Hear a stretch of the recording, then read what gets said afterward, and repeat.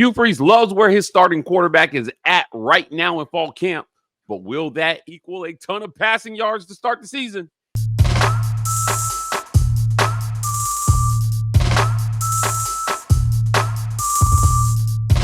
Welcome on into the Auburn Express, powered by the War Report. I'm your host, Mike G, and thank you so much for turning us up and turning us on. We'll turn it out. I'm here with my good friend Ike Jones to talk a little Auburn football here on a Friday morning. Hugh Freeze loves where his starting QB is at so far in fall camp, Ike.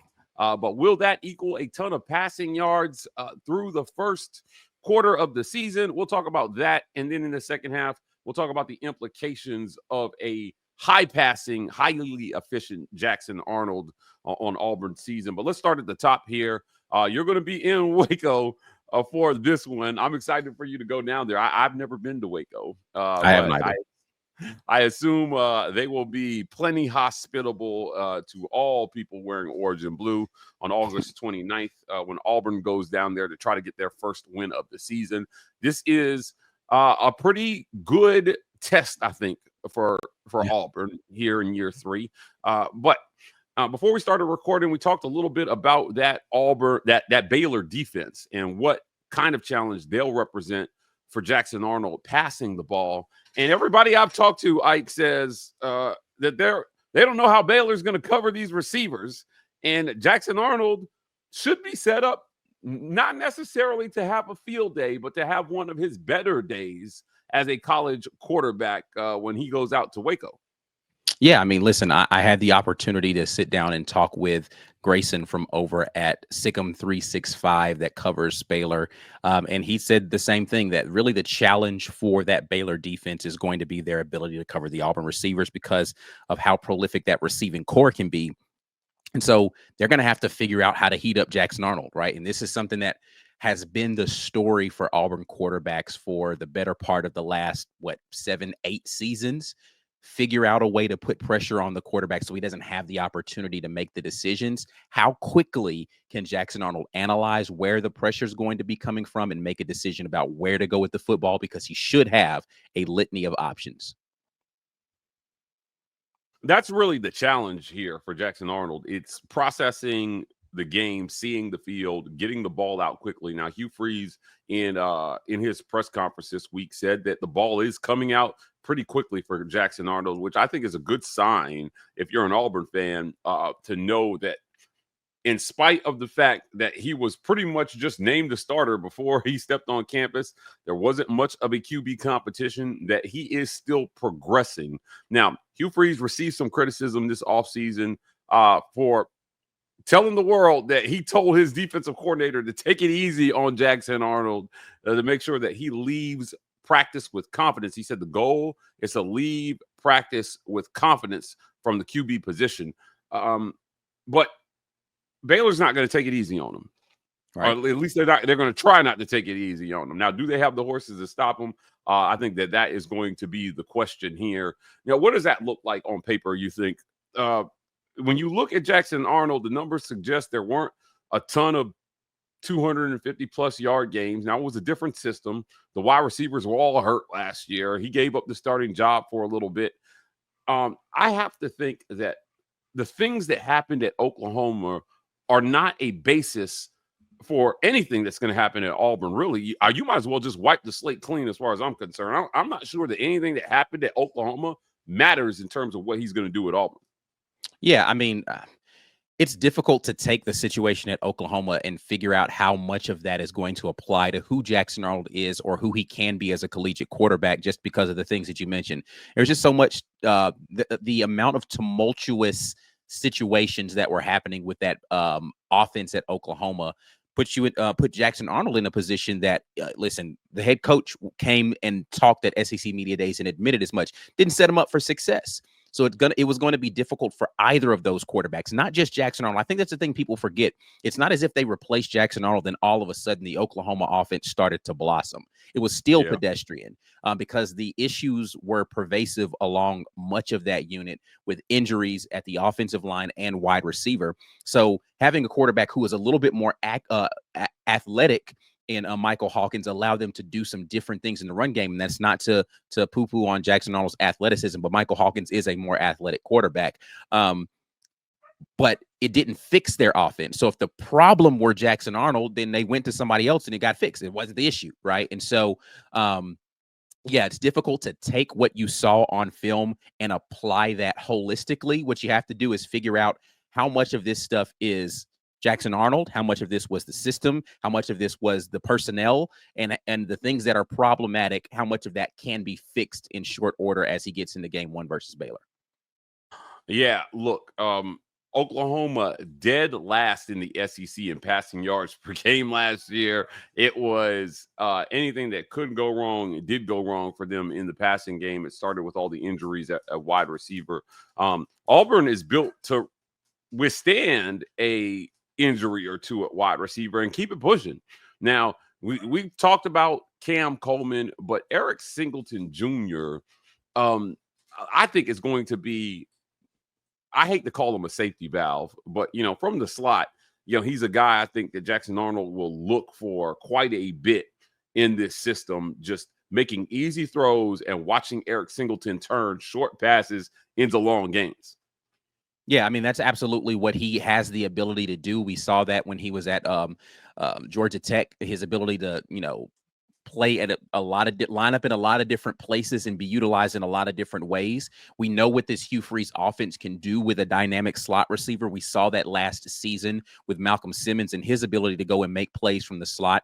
When you have a guy who is, by all accounts, one of the fastest players in one of the fastest wide receivers in college football, who's going to be there and doing that same sort of thing, plus has a little bit more experience in the route running area, a little bit crisper in those sorts of areas, and he can take the top off deep. Man, you have the ability for Jackson Arnold to really have really, I hate to call it gadget, but a guy who can just do a little bit of everything and be what you just said, a security blanket. Like if all else fails, we'll throw this little 2-yard hitch, this little screen pass, we'll pop pass, whatever you want to call it, to one of the fastest guys that's going to be on the field and just let him go out there and do something. So I think it'll be interesting to see if Jackson Arnold puts up a lot of passing yards, what the average distance of the throw is going to be for him.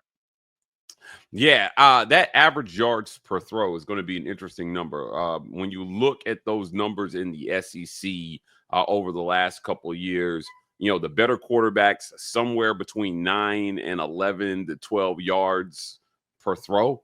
Jaden Daniels, those guys just north of 10 yards per throw.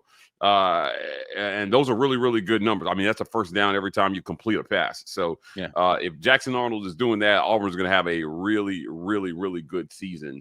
To kind of wrap up the talk about those first 3 games of the season, we talked about the Baylor game, but Ball State and South Alabama represent an opportunity for Jackson Arnold to kind of maybe dial in, work out some kinks here before SEC play. I actually like the way this schedule sets up. You get a tough test to start. If you get through it, however you get through it, they say the biggest jump any team makes is between game 1 and game 2.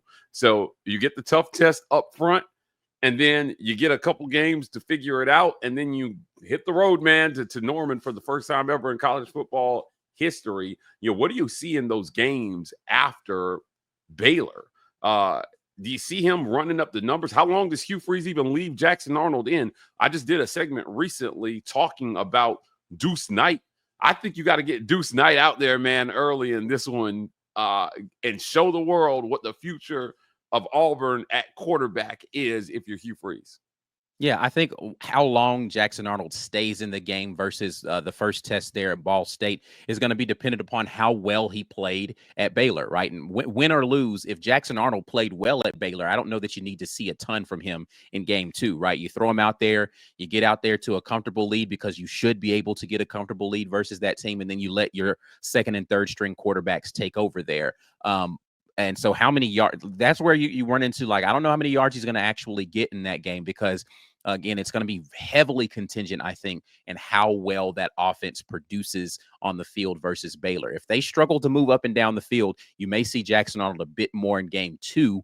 And then if they're, they blow it out there in game 2, then game 3, he may scale it back a little bit. But if if Auburn goes out there and puts up 30 points and he throws for 300 yards versus Baylor, even in a loss, I think you don't need to see much more from him and say, all right, well, we'll let our other guys get some run here because we want to preserve Jackson Arnold for what is going to be an ultimately extremely hostile situation when he takes the field in Norman. Extremely hostile. I expect them to roll out the wagons. I expect the wagon to have a cannon on it aimed at Jackson Arnold for the opener to SEC play. But look, what are the implications of a hot start for Jackson Arnold and the Auburn Tigers? We'll talk about that right after a quick word from our sponsors. This episode of the Auburn Express is brought to you by our friends at the Vibe Vault. You can find them at 3462 Crosswinds Road, Suite E in Phoenix City, Alabama. That's right across the street from the Chattahoochee Valley Community College, next to Renfro's Supermarket and Marco's Pizza. The Vibe Vault. If you're in the Columbus, Phoenix City area and you're looking to get fresh for the weekend,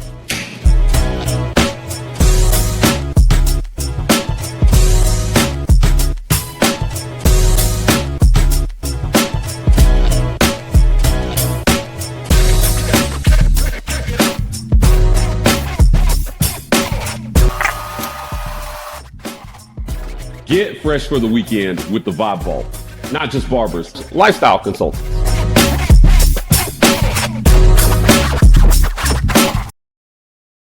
This episode of the War Report is brought to you by our friends at the Rogue Shop. Visit rogueshop.com. Use code REPORT to get 15% off your Rogue Shop order. Pain, sleep, stress, anxiety, whatever ails you in life, the Rogue Shop has something that has you covered. I want to thank our friends at Golden's Cast Iron. Visit goldenscastiron.com/WR. Use code Get Your Weight Up for 15% off your weights and code TWR for $65 off fire pits and Kamado grills. Work out, grill out, chill out with Golden's Cast Iron. Also want to thank our friends at setsforsociety.ai. Get to know yourself today with setsforsociety.ai. They have custom personality assessments that let you know a little bit more about how you function within a team, how you relate to your coworkers, your partners, your teammates. Be a better partner, coworker, teammate today with setsforsociety.ai. Visit them to get your custom personality assessment started right now. Let's jump back into the conversation here. What are the implications of a hot start for the Auburn Tigers by Jackson Arnold and Hugh Freeze as a play caller?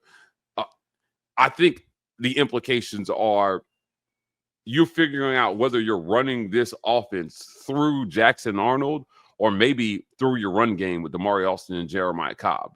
Auburn's got to figure out quick what their identity is going to be. Now, ideally, they want to be balanced. He's talked about what that balance looks like. We've talked about what that balance looks like in Hugh Freeze's better years, 55-45 in favor of the run, so they don't abandon the run, contrary to the popular opinion. But I got to think that the lack of faith in the passing game shrunk the playbook at times for Auburn. So we haven't seen a ton of 11 and 10 personnel in these first 2 years.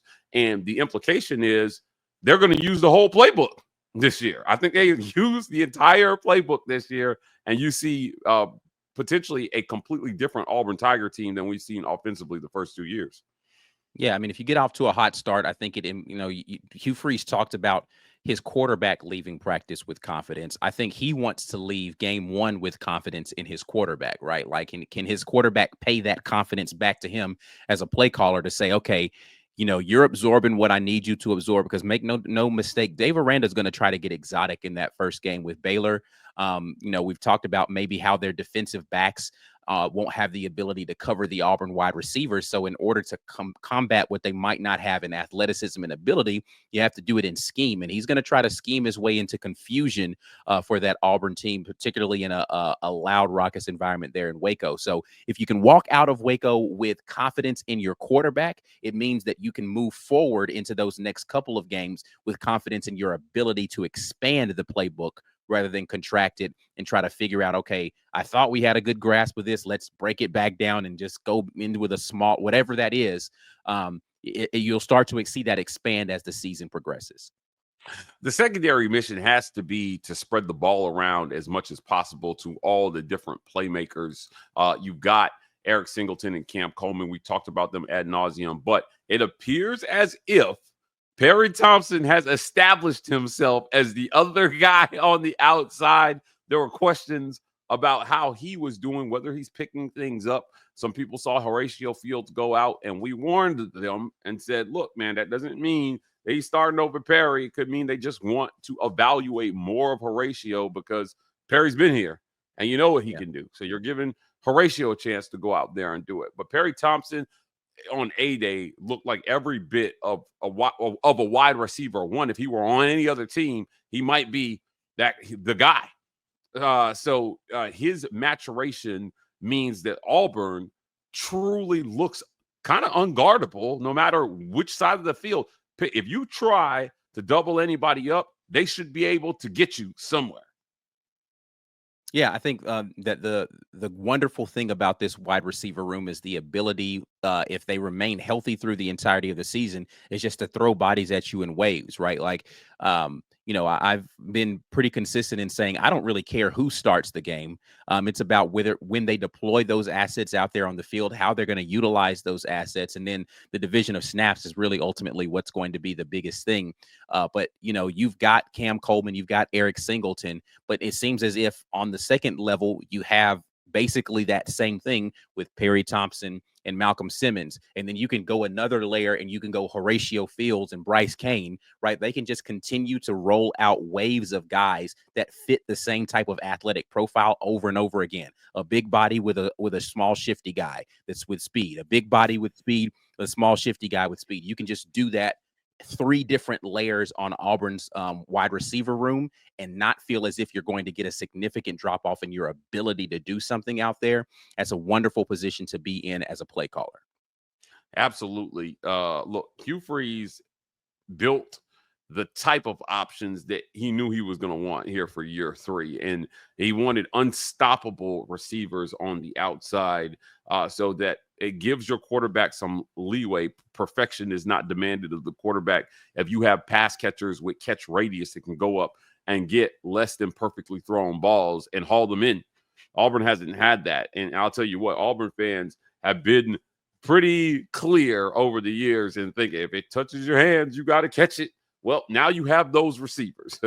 Now you have those guys that really, man, I don't think you'll see a lot of drops this year at all because these guys are really, really dynamic pass catchers. I want to close the segment talking a little bit about one particular pass catcher, and that's Malcolm Simmons. It appears as if he's going to be out there.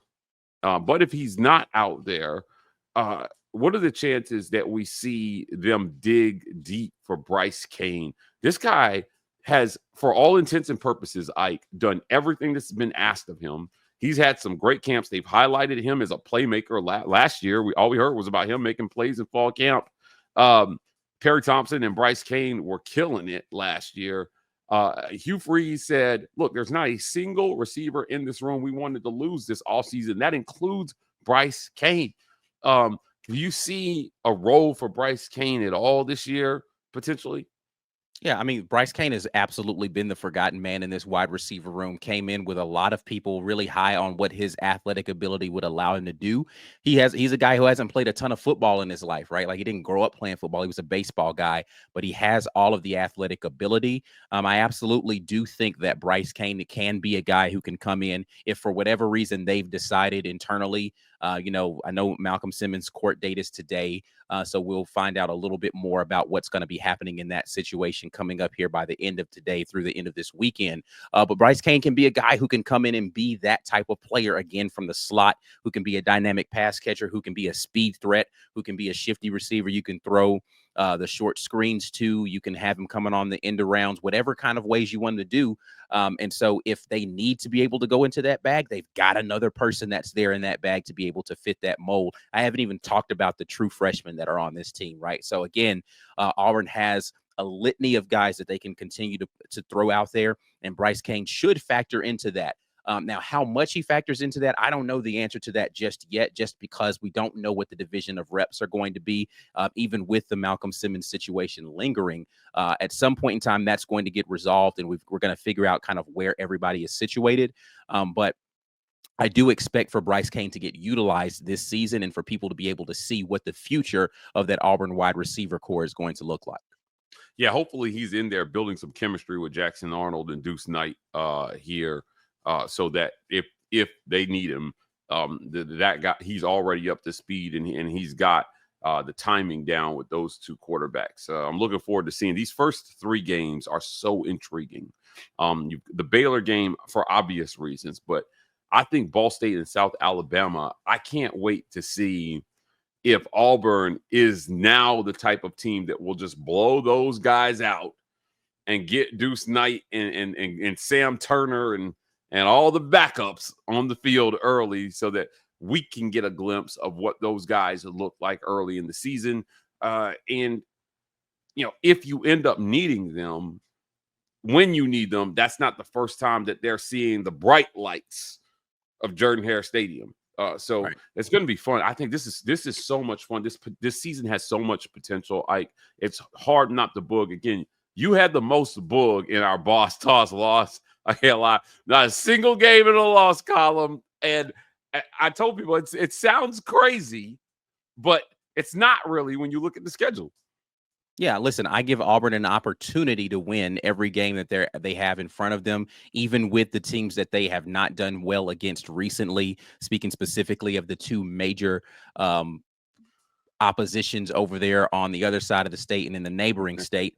But at the same time, Auburn is now in a position, I think, from top to bottom, from a talent perspective, to be able to go out there and compete. And with those games being at home this season, you get a little bit more of an edge from that.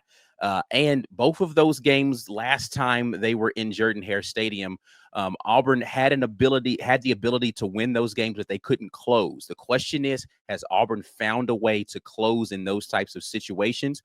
Yeah, we'll get the answer to that very soon here in the next couple of months.